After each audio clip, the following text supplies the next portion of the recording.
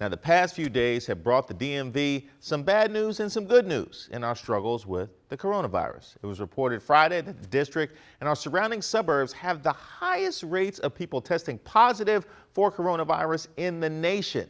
This despite our collective efforts to contain the spread and flatten our curve. This is the bad. For the region to safely and successfully ease the restrictions that are currently in place, we need to see positive movement in the number of cases, hospitalizations, and deaths in our area. Now for the good.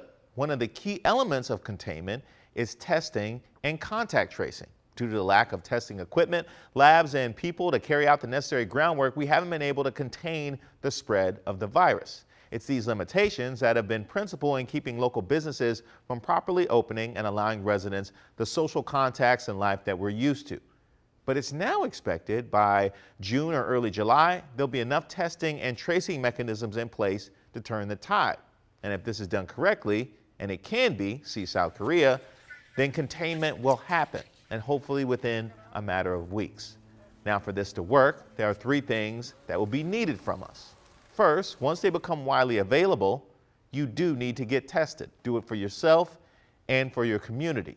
Second, if you should become infected or have contact with someone who is, you need to quarantine yourself for 2 weeks. A real quarantine, not what we've been doing so far. And third, even though restrictions have started to relax, we still have to respect social distancing and stay on top of our hygiene and mask game, and of course, keep washing your hands. This all must be done because the alternative is more transmissions, more hospitalizations, and more deaths, leading to further economic and social shutdowns, which none of us want. We've already come together in support of neighbors, displaced workers, community members in need, and graduating students. Let's do everything we can to ensure that these sacrifices that have already been made weren't in vain.